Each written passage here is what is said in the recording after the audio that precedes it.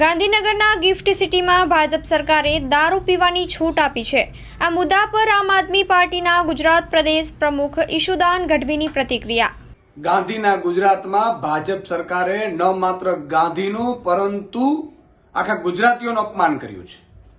મહાત્મા ગાંધીજીએ ગુજરાતમાં દારૂબંધી માટેની ભલામણ કરેલી ને ત્યારથી ગુજરાતમાં દારૂબંધી છે, પરંતુ ભાજપ ધીરે ધીરે દારૂબંધીને છૂટી કરવા માટેના પ્લાન ઘડી કાઢ્યા છે। તમે વિચાર કરો, મુખ્યમંત્રીના બંગલાના 15 કિલોમીટરની રેન્જમાં આવેલું ગિફ્ટ સિટી, જ્યાં દારૂની છૂટી કરી દેવામાં આવી છે, જ્યાં કર્મચારીઓ, અધિકારીઓ, મુલાકાતીઓ દારૂ પી શકશે, અને એનાથી 15 કિલોમીટર તમે અમદાવાદમાં આવો તો દારૂ ઉપર પ્રતિબંધ છે, FIR થશે। આ થઈ શું રહ્યું છે?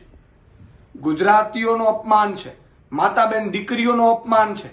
આજે ગુજરાતમાં દારૂની છૂટી ધીરે ધીરે આપવાની આજે ભાજપ સરકારની જે મનસા છે એ સાબિત કરે છે કે ભાઈ ભાજપ સરકાર હવે ધીરે ધીરે ગુજરાતમાં દારૂબંધી ઉઠાવવા માંગી રહી છે।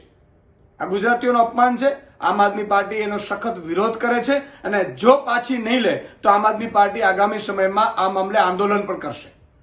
જય હિન્દ, જય ભારત।